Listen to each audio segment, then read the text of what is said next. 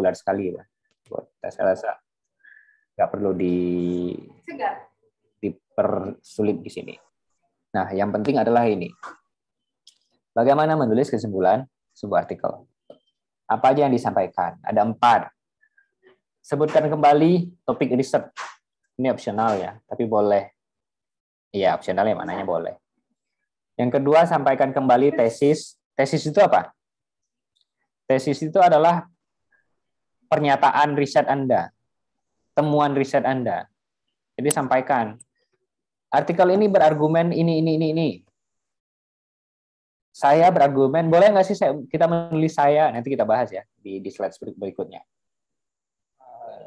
Kajian ini berargumen bla bla bla bla. Itu adalah tesis.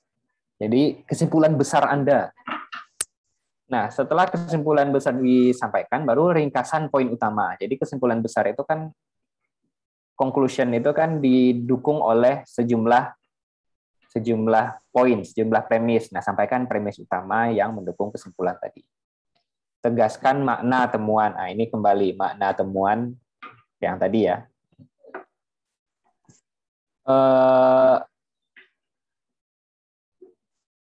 Minimalnya apa? Minimalnya ini aja, 2 ini. Sampaikan kembali tesis dan ringkasan poin utama.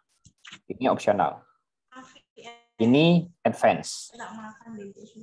Tahap yang lebih tinggi. Ini kita tapi juga secili. Secili apa, Mbak? Ini tak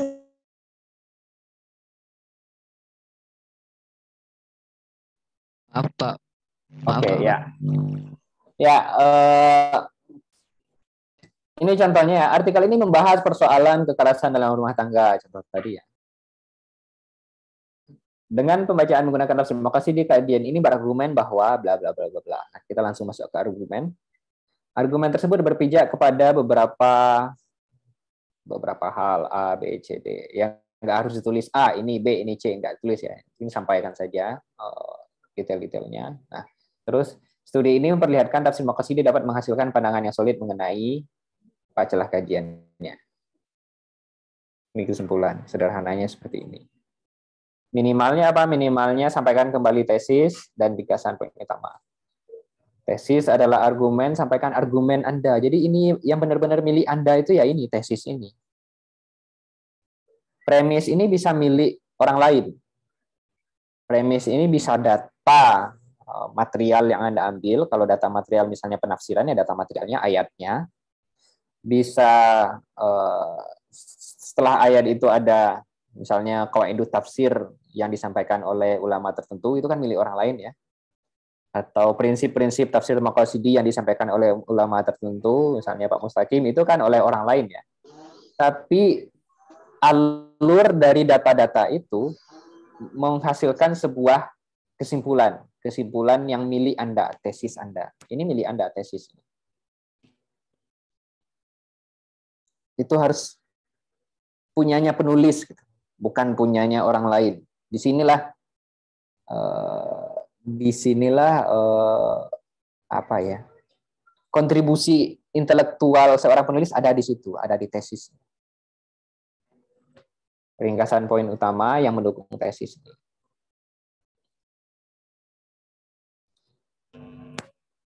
Itu poin besar yang ada di kesimpulan.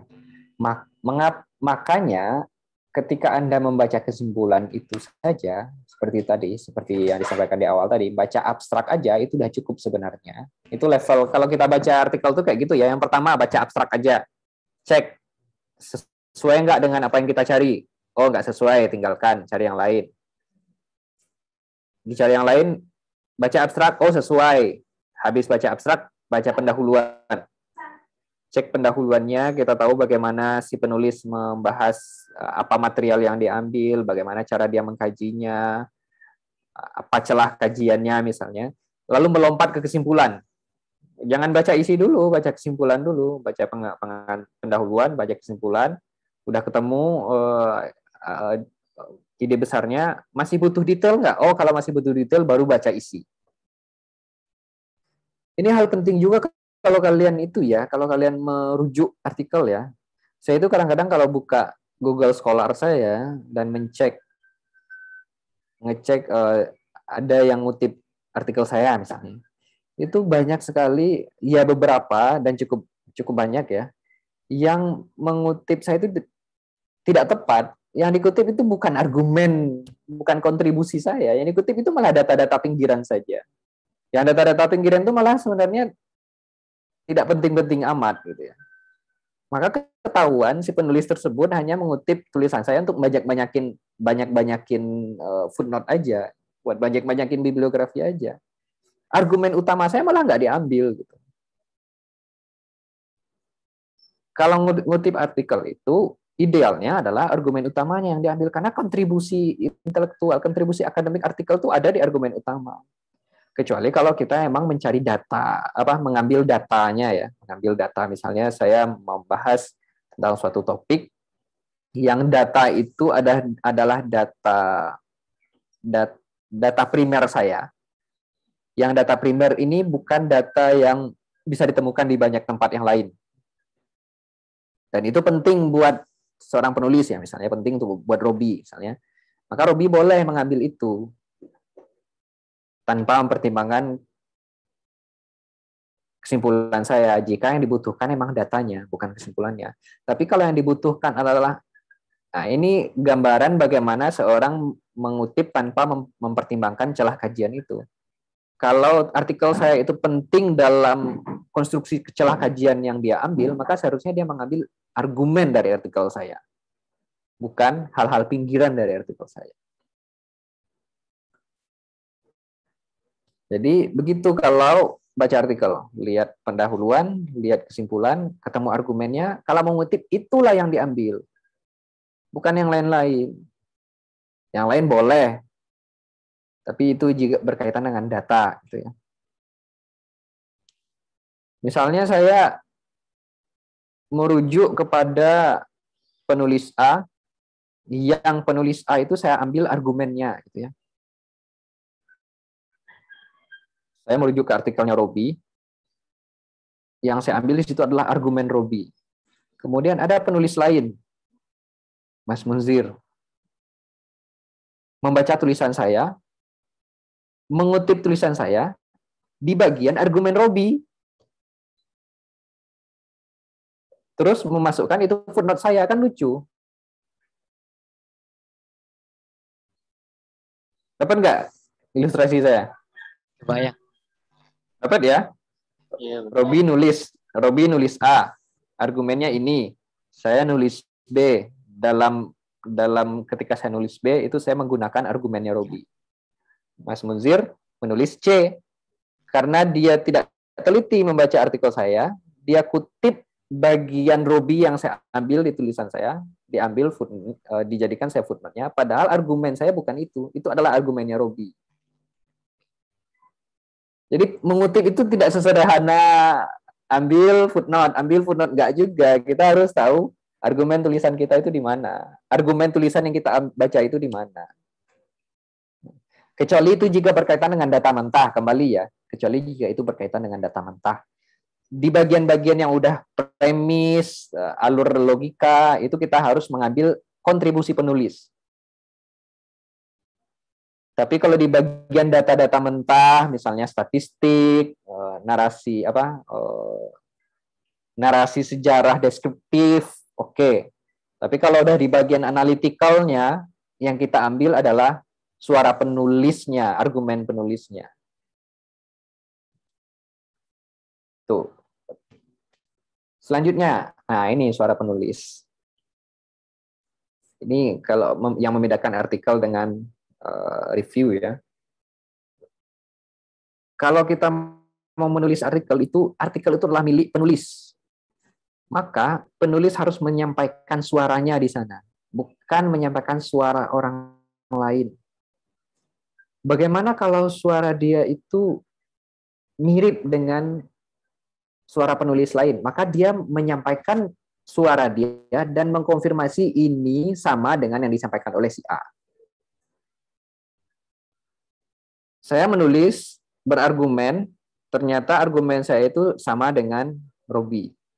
Maka saya sampaikan argumen saya, dan dia bilang, oh argumen ini mendukung yang disampaikan oleh Robi. Nah, pernyataan mendukung yang disampaikan oleh Robi itu adalah pernyataan dari saya. Nah, itu suara saya, suara penulis. Jadi menulis artikel itu nggak bisa kayak gini. Menurut Lord Adi, bla bla bla bla bla bla. Sedangkan menurut Cinta Laura, bla bla bla bla bla. Adapun menurut Tompi, bla bla bla bla bla. Deddy Corbuzier berpendapat bla bla bla bla bla. Ini cuman itu kayak belanja di itu ya, kayak belanja di supermarket, ambil troli, dapat mie instan, taruh di dalam. Dapat apel, taruh di dalam lagi. Dapat susu, taruh lagi, dikumpul-kumpulin aja. Jadi tulisanku kayak troli yang berisi berbagai macam benda. Dalam makalah kita juga begitu. Kutipan dari berbagai macam tulisan yang tidak jelas, yang tidak terstruktur. Nah, artikel itu harus jelas. Itu punya penulis. Penulis harus hadir dalam tulisannya. Makanya di abstrak itu abstrak itu sepenuhnya harus tulis suara Anda. Abstrak itu bukan kutipan pendapat orang lain. Di abstrak kita tidak bisa menulis menurut Fazlur Rahman, nggak bisa kayak gitu di abstrak. Menurut Abdul Mustaqim nggak seperti itu kalau di abstrak. Kalau di abstrak itu artikel ini membahas ini. Data yang digunakan oleh artikel ini adalah ini. Data itu diolah dengan cara ini. Pengolahan data dengan cara itu menghasilkan kesimpulan seperti ini. Semuanya itu adalah suara penulis. Bukan suara kutipan yang diambil, bukan suara literatur siapa yang kita baca. Itu suara Anda sebagai penulis. Satu abstrak itu murni tulisan suara Anda. Kesimpulan juga begitu.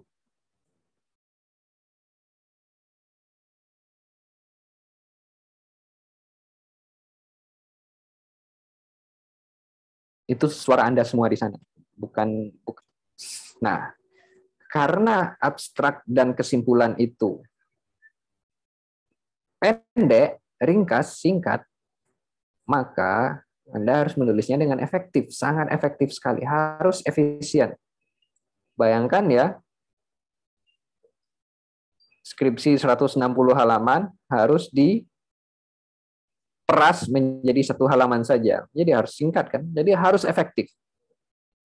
Hindari kata-kata yang tidak penting. Ini contoh ekstrim ya. Agar supaya untuk dapat menjalankan kehidupan berislam yang menjunjung perdamaian, yang memastikan semua elemen bangsa hidup dalam damai, tanpa ada gangguan yang setiap saat bisa datang mengganggu ketenangan hidup, yang mana ketenangan itu dibutuhkan demi mencapai kehidupan yang damai. Ini kalimat-kalimat khas mahasiswa semester awal biasanya seperti ini.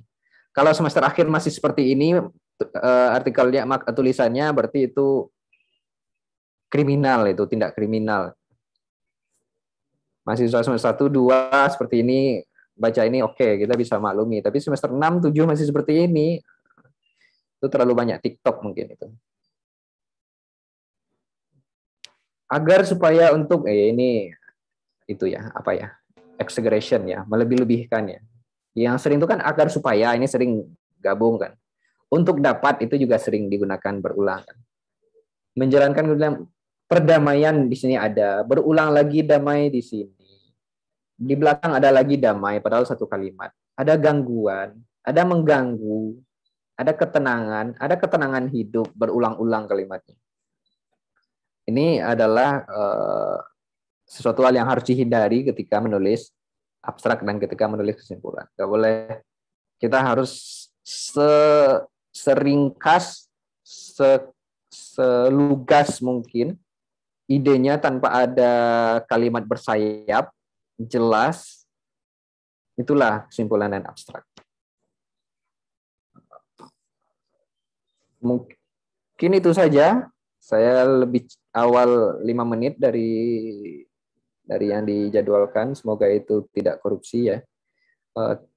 Semoga apa yang saya sampaikan bermanfaat untuk Anda semua dan untuk saya juga. Saya kembalikan kepada moderator. Assalamualaikum warahmatullahi wabarakatuh. Waalaikumsalam warahmatullahi wabarakatuh. Sebentar ke belakang sebentar ya. Baiklah teman-teman semua, sama-sama kita dengarkan materi dari Bapak Fadli Lukman tadi.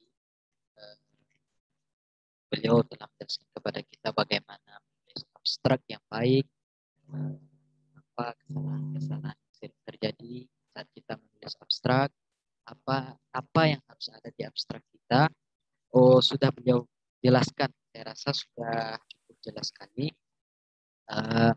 Mungkin saya tidak akan memperpanjang lagi karena kita sudah melakukan mulai dari pengakuan dahulu, sudah ketiga, sudah kesimpulan, sekarang sudah sampai di abstrak. Ya, saya rasa saya tidak akan menjelaskan lagi. Mungkin dari teman-teman jika ada pertanyaan atau kebingungan atau boleh dikemukakan tulisannya, temanya yang masih bingung.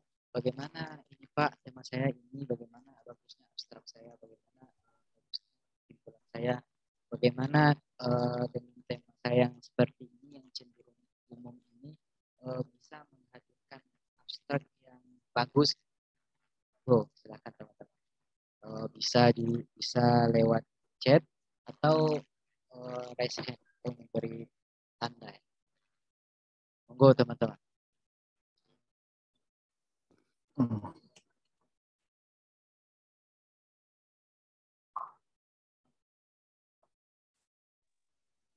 Assalamualaikum, boleh bertanya, Ustadz? Waalaikumsalam. Nggih, apa namanya? Menarik sekali tadi apa yang disampaikan. Tadi narasumber menyampaikan misalnya dalam pembuatan apa namanya penyusunan makalah, artikel untuk dipresentasikan seperti itu juga nggih tadi. Nah, sekarang ini kan tidak bisa dipungkiri bahwa baik itu mata kuliah itu sebenarnya harus berbasis suaran begitu nggih. Nah, bagaimana kemudian trik-trik ya untuk mata kuliah seperti yang dicontohkan tadi, misalnya ada ulumul Quran, kemudian itu tafsir itu. Kemudian harus ada gagasan baru. Itu kira-kira bagaimana nggih, Ustadz? Baik, terima kasih kepada Ibu Sofa Samawati. Beliau ini Pak Fatih, beliau apa namanya? Ketua Prodi Ilmu Hadis ya Bu. Monggo Pak Fatli bisa langsung jawab.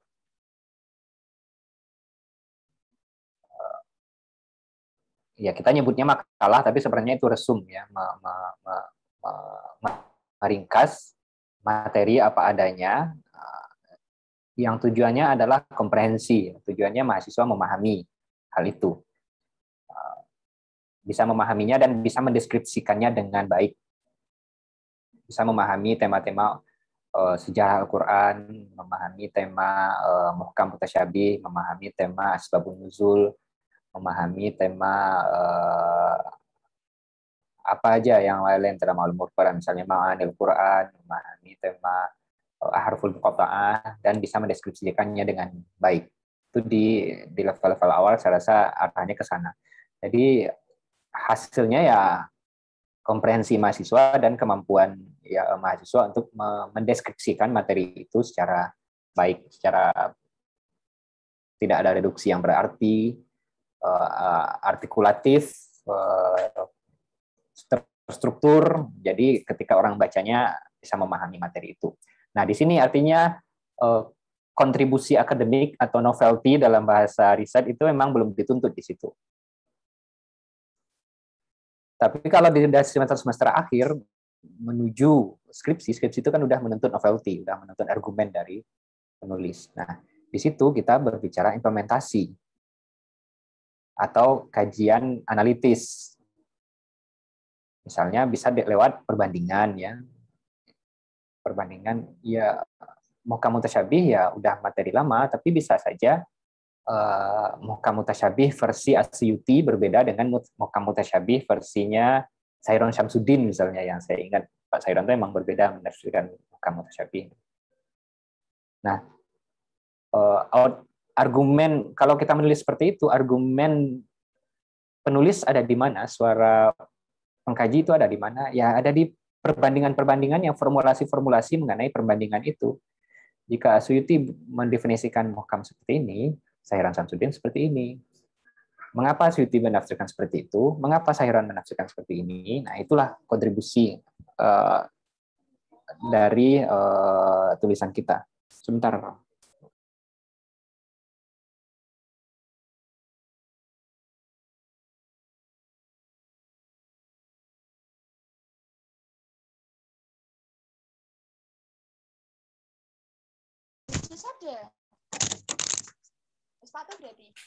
Nah, mungkin seperti itu. Sebenarnya tema-tema itu kita sebenarnya berasumsi ya, dalam hal ini tema-tema klasik ulumul Quran itu adalah tema-tema yang sudah baku, sudah fix, jadi tidak ada lagi peluang untuk kita mengkajinya.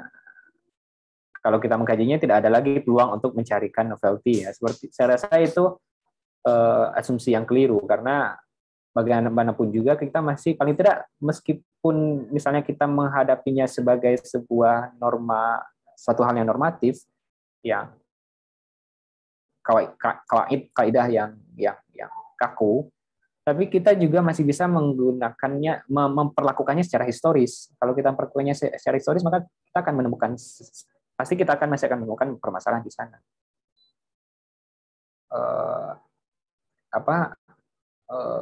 Ali Imran ayat 7 itu di tafsir-tafsir generasi awal itu nggak berbicara tentang muhkam mutasyabih seperti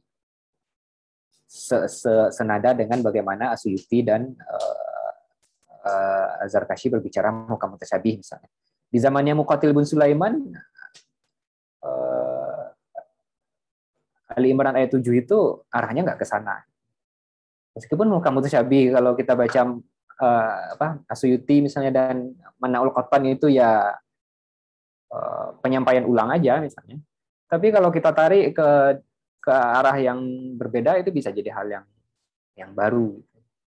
Dan itu selalu ada peluang untuk kita mengkaji, mencarikan nilai analitis baru. Itu tergantung bagaimana kita memahami pendekatan apa yang kita gunakan. Yang pertama itu, yang kedua kekuatan kita untuk masuk ke dalam data, menyelami data.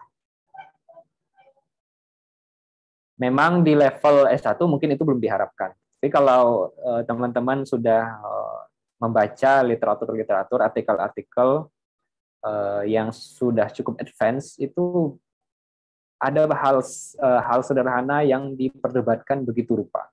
Asbabun nuzul itu dalam kesadaran Quran terbaru itu diperdebatkan, diperbincangkan begitu rupa.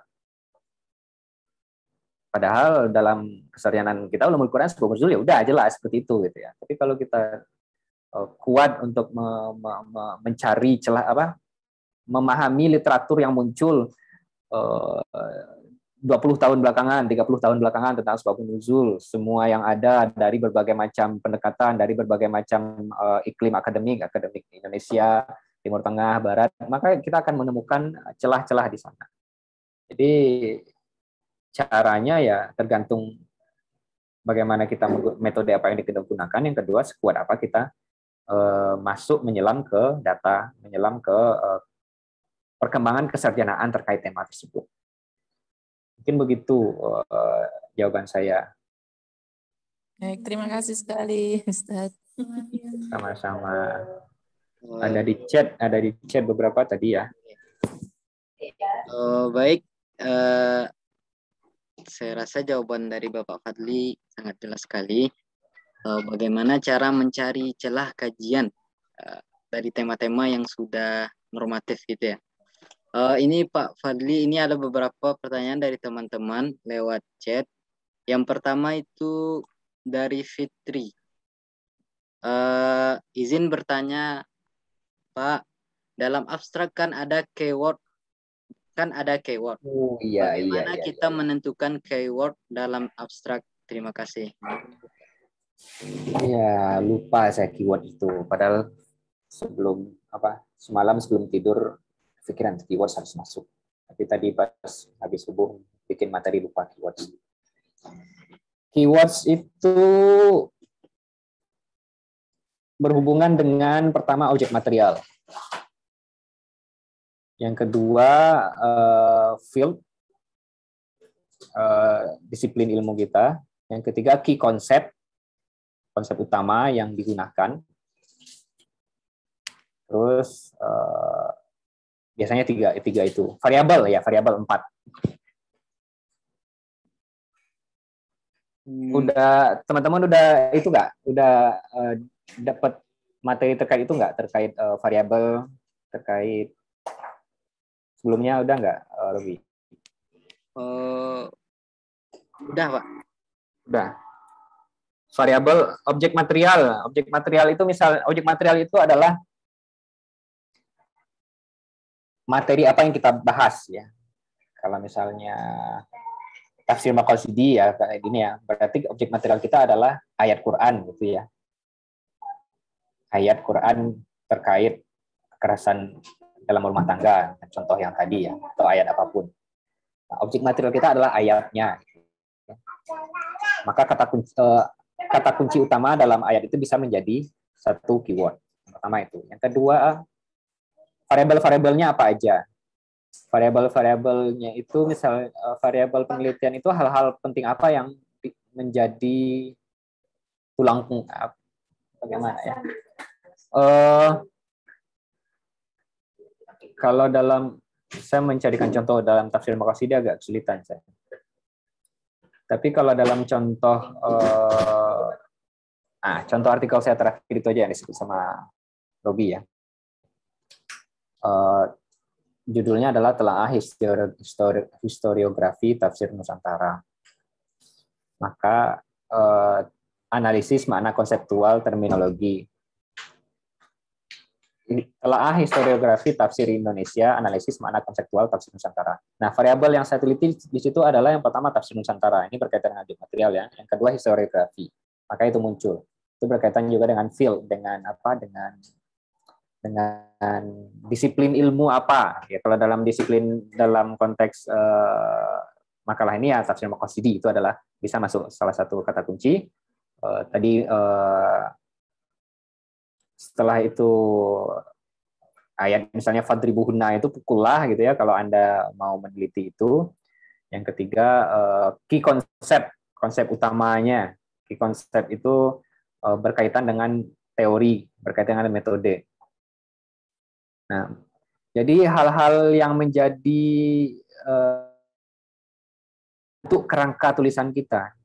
Jadi keyword itu bukan kata apa yang paling sering muncul di tulisan kita, enggak seperti itu ya. Kalau dalam blogging mungkin seperti itu ya, saya tidak tahu pasti. Tapi kalau nggak salah blogging itu berkaitan dengan itu keywordnya. Misalnya kita mau promosi tentang produk tertentu, maka nama produk itu harus sering muncul di dalam artikel kita. Jadi dalam narasi, dalam blog itu biar dia menjadi keyword dan pencarian Google nanti akan mengantarkan ke artikel itu. Kalau nggak salah seperti itu kalau di blog. Tapi kalau di artikel, keyword itu adalah objek material, key konsep utama, variabel yang digunakan dalam penelitian, dan terkait metode, key konsep, objek material, variabel. Begitu, Robi.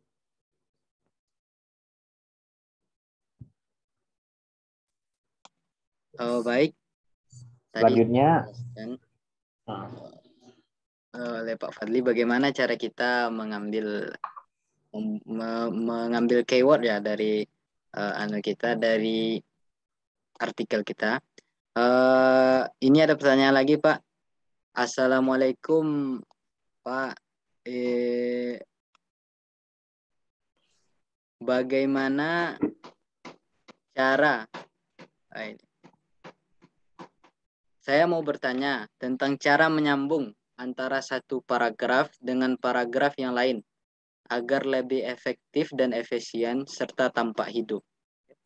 Oke. Ya, Mas Zaim Al-Faqih ya.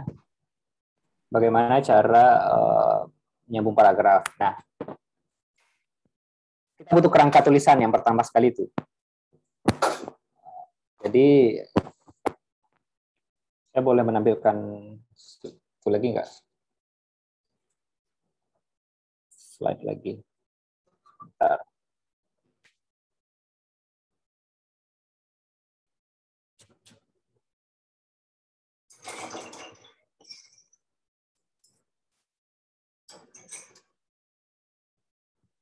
Nah, kerangka tulisan itu penting. Kerangka tulisan itu, misal ya, kita mau bahas yang lagi segar di kepala saya ya, kembali tentang artikel tadi itu aja ya. Dalam artikel itu saya membahas tentang bagaimana istilah tafsir Nusantara digunakan oleh para pengkaji. Nah, maka saya membangun kerangka tulisan dulu. Kerangkanya apa? Kerangka tulisan yang pertama saya ambil kerangka besar, pendahuluan. Pendahuluan, isi, penutup. Nah, di pendahuluan ini saya akan membahas latar belakang perkembangan terbaru, bahwa tafsir Nusantara, istilah tafsir Nusantara digunakan banyak orang. Itu jadi satu paragraf. Nanti waktu, ini misal ya, sejak kapan digunakan. Kapan menjadi populer. Masalah, ada apa di sana di penggunaan terma itu. Nah, ini menjadi apa? Menjadi fokus saya di sini. Cara mengkaji dengan telaah historis. Datanya adalah buku-buku atau artikel yang menggunakan istilah tafsir Nusantara atau yang sejenis. Nah, oke, kita bikin kerangka ini nanti jadi satu paragraf. Ini satu paragraf. Ini satu paragraf. Begitu juga di sini nanti, begitu seterusnya. Boleh nanti ini berkembang, misalnya ini awalnya kita niatkan satu paragraf, tapi ternyata kita masih menyampaikan hal lagi, maka paragraf berikutnya itu masih berhubungan dengan ini, maka dia menjadi dua paragraf. Oke, nggak masalah. Itu berkembang nggak apa-apa. Yang penting ketika kita mulai itu kita udah punya gambaran tentang ini. Nah, jika masing-masing paragraf kita itu udah koheren, kalau teman-teman menulis seperti ini, itu insya Allah paragrafnya koheren. Paragraf koheren itu apa? Paragrafnya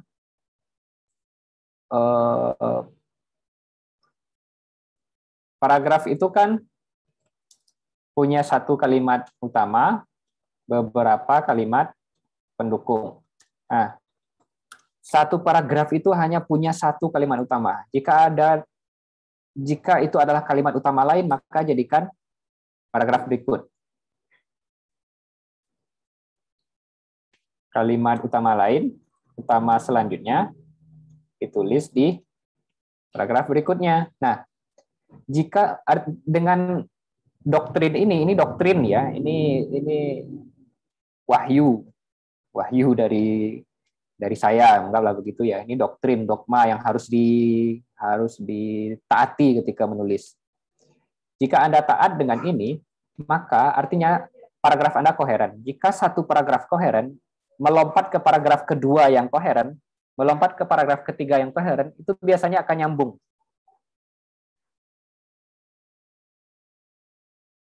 Itu tidak akan sulit dengan teknis-teknis kata, misalnya harus menggunakan kata hubung yang tepat. Meskipun begitu, itu udah jadi itu aja, itu udah jadi hal-hal pembantu aja. Yang paling utama adalah formasi paragrafnya harus koheren antar satu paragraf dan paragraf lain. Tapi tentu kita harus memperhatikan satu kalimat selanjutnya ya. Paragraf 1, ini kalimat utamanya. Kalimat utamanya adalah ini. Paragraf 2, kalimat utamanya adalah ini. Pastikan juga kalimat utama dan kalimat utama ini berhubungan. Misalnya kalimat utama ini adalah tentang apa kita bercerita tentang tafsir Maqasidi. Apa tafsir Maqasidi? Paragraf berikutnya tentang siapa yang membahas tafsir Maqasidi.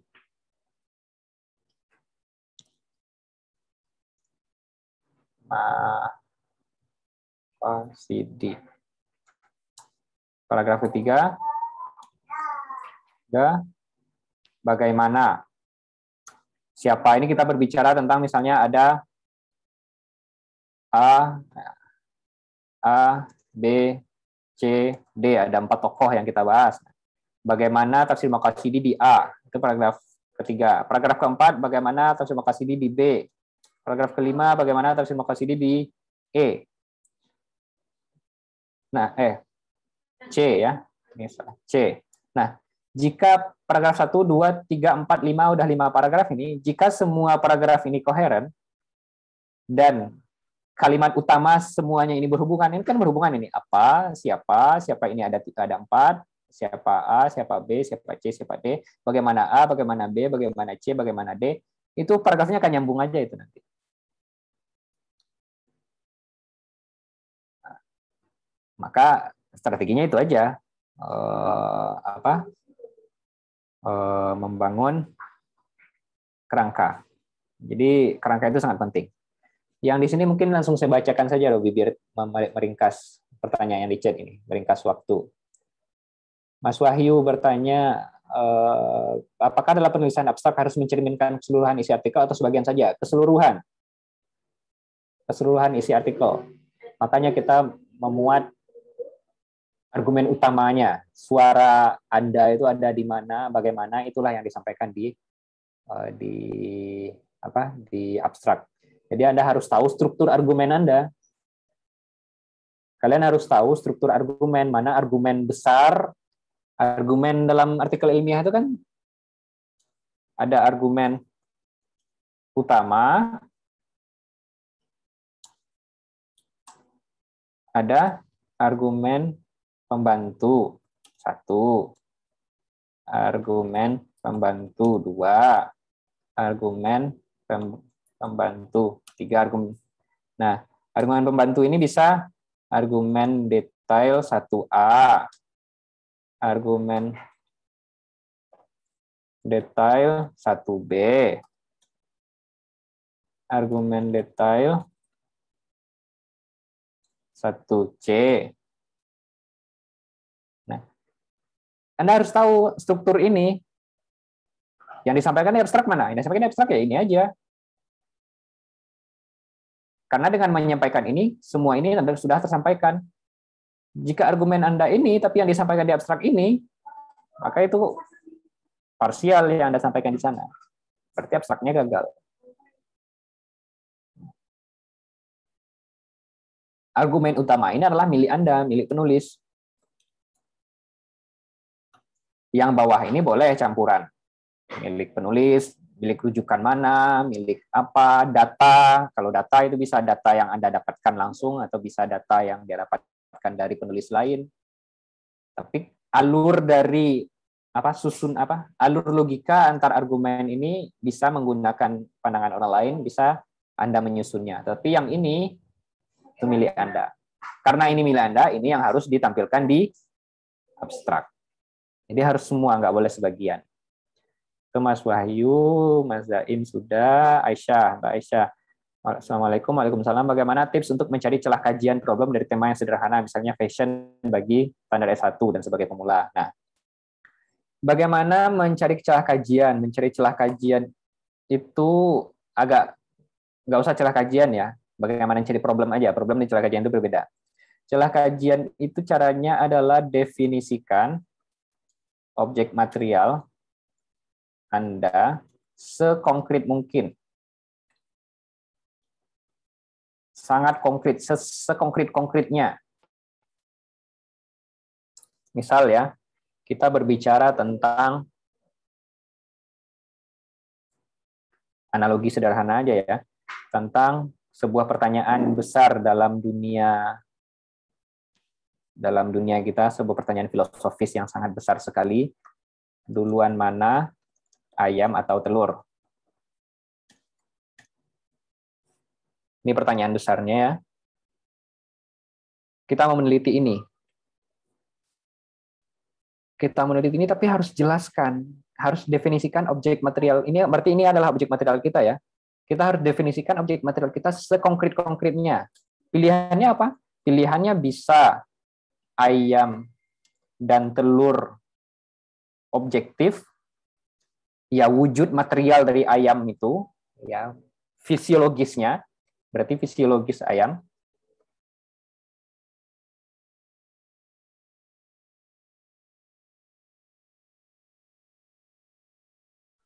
Material. Atau misalnya ternyata dalam sejarah manusia, perdebatan ayam dan telur ini telah dilakukan dalam ranah filsafat. Plato, Socrates berbicara tentang ayam dan telur. Nah, yang kita teliti apakah pandangan dari mereka?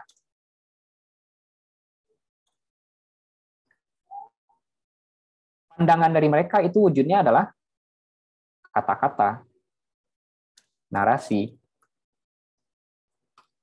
Ini kita nggak berbicara tentang wujud fisiologis dari ayam atau telur, tapi kita berbicara kata-kata yang disampaikan oleh Plato dan Socrates mengenai ayam dan telur. Itu udah berbeda kan? Meskipun temanya sama, temanya ini, tapi kita harus kalau mengkajinya harus definisikan material kita objek material kita sekonkret mungkin. Tapi ternyata di konteks Indonesia tahun 2030, Menteri A berpolemik dengan oposisi mengenai ayam dan telur. Kita mau bahas apa? Ternyata bahas diskursus politik mengenai ayam dan telur. Misalnya terjadi korupsi ya, korupsi mengenai impor ayam sekian merugikan negara. Masih terkait ayam dan telur, tapi ini diskursus politik. Kalau diskursus politik artinya apa? Artinya ya media, buzzer, koran, TV, objek material kita di sana. Nah, masing-masing objek material ini mengantarkan kepada metode dan teori yang berbeda. Kalau ini berarti kita berbicara biologi di labor kali. Kalau ini kita bisa berbicara filologis, misalnya perdebatan mereka itu disampaikan dalam manuskrip, ya, filologi. Ini kita berbicara diskursus politik, analisis wacana misalnya. Nah, begitu juga fashion misalnya, contoh yang disampaikan Mbak Esha tadi. Kita harus jelas yang kita bahas itu fashion, apakah wujud material dari fashion itu, bentuk kainnya, desainnya, atau cara komunitas tertentu menggunakan fashion. Cara komunitas tertentu berarti komunitasnya harus jelas, komunitas apa, atau ide tentang fashion. Itu berbeda kan, cara orang berpakaian dengan ide orang tentang berpakaian itu akan berbeda, atau fatwa tentang fashion. Nah, harus jelaskan, definisikan material itu sekonkret-konkretnya. Kalau fatwa, fatwa siapa? Disampaikan oleh di mana? wujudnya dalam bentuk tertulis, bukunya apa, buku apa, tulisan fatwa itu di surat nomor ini. Nah, kita harus tahu suratnya itu, nomor kata demi kata yang ada dalam fatwa itu. Sekonkret itu. Kalau Anda sudah berhasil mendefinisikan objek material Anda sekonkret itu akan ketemu sekali permasalahannya. Nah, ini juga membantu Anda memilah data, nggak campur aduk penelitiannya. Ini bahas fashion dalam konteks fatwa, tapi data yang diambil dari desainer misalnya. Bisa, tapi tentu ada bagian-bagian tertentu dari pernyataan desainer tadi yang relevan dengan objek material utama kita, yaitu fatwa tadi. Bagian-bagian yang lain dari pernyataan desainer bisa kita buang. Ini membantu kita mereduksi data untuk penelitian. Begitu cara kita mengambil celah kajian. Ini pertanyaan penting ya, karena kita itu terkadang diajarkan untuk mencari rumusan masalah itu adalah lewat hal-hal yang unik. Carilah hal-hal yang unik, yang belum dikaji oleh orang, maka itulah yang dikaji. Padahal hal yang sangat umum sekalipun itu bisa dijadikan rumusan masalah yang bisa itu sangat kuat. Mengapa Mahmud Yunus misalnya menulis tafsir berbahasa Indonesia? Itu kita udah terima aja fakta itu secara apa adanya, taken for granted. Tapi kalau kita telaah lebih dalam lagi, itu bisa menjadi rumusan masalah tertentu. Hal-hal yang udah sangat biasa. Mengapa di UIN, misalnya di UIN Jogja itu tamu itu dikasih suguhan minuman berkemasan plastik. Itu kan di mana-mana kayak gitu orang kan. Tapi itu bisa dibahas itu dengan sudut pandang yang pas, dengan sudut pandang yang tepat. Hal-hal yang sangat umum sekali itu bisa dibahas. Jadi tidak harus mencari hal yang sangat unik, yang sangat berbeda, yang belum dibahas oleh orang lain, nggak seperti itu. Yang penting ya ini celah kajian ya. Tapi teman-teman mungkin belajar dari sana, belajar dari mencari-cari hal yang unik dulu. Tapi nanti jangan berhenti di situ. Bertahap nanti belajar mencari celah kajian. Artinya harus mencari statement of the art.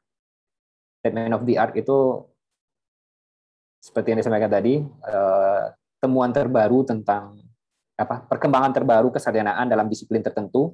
Statement of the art mengenai tafsir Maqasidi apa?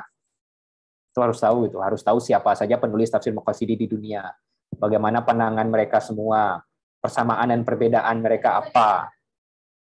Implikasi dari pemahaman mereka masing-masing itu apa? Kita harus tahu. Baru kita bisa mendapatkan statement of the art. Statement of the art tentang Living Quran. Kita harus tahu siapa aja tokoh-tokoh utama Living Quran.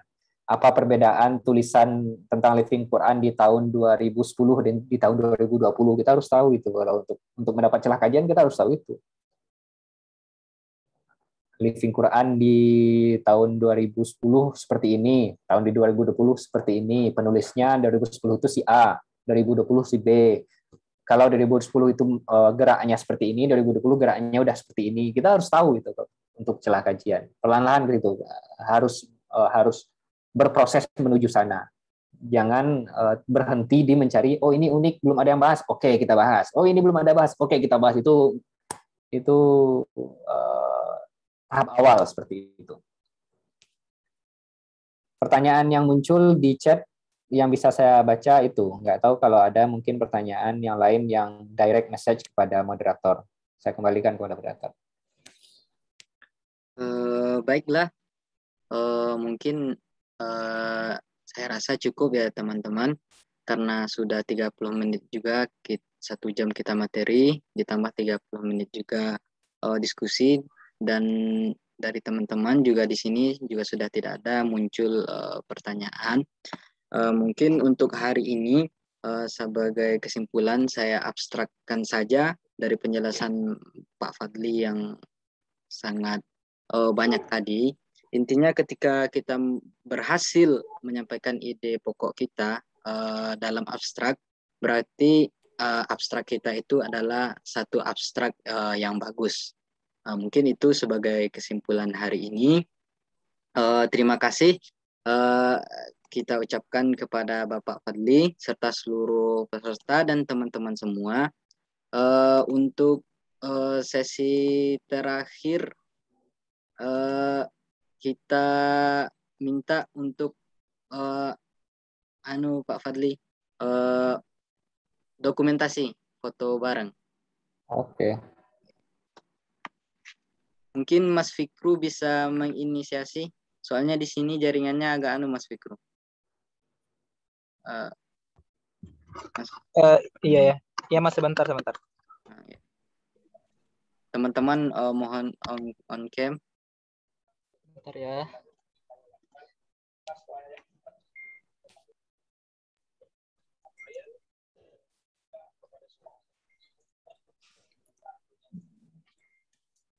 Ini ada kemarin nggak ada. Bentar.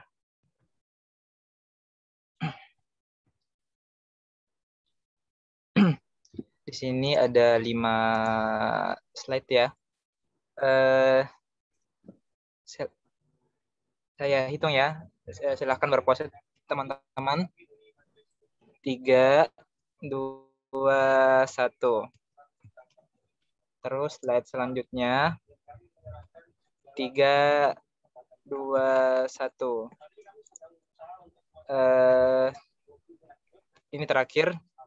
3, 2, 1. Oke, sudah. Oke, selesai Mas Fikru. Mas Ruby. Ya. Baik, terima kasih. Mungkin sekian untuk hari ini. Kepada Bapak Fadli selaku pemateri, kami perbolehkan untuk meninggalkan Zoom. Oke, terima kasih ya.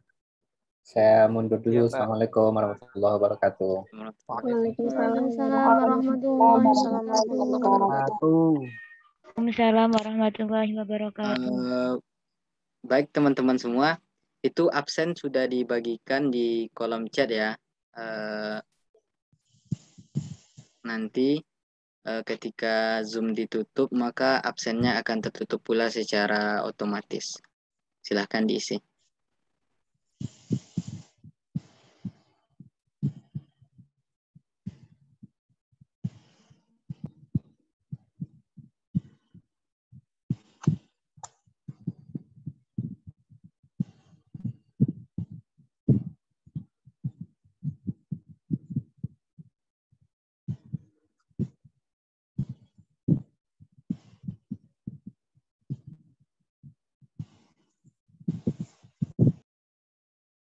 Salawat Nabi Muhammad. Allahumma salli wa sallim wa barik alaih.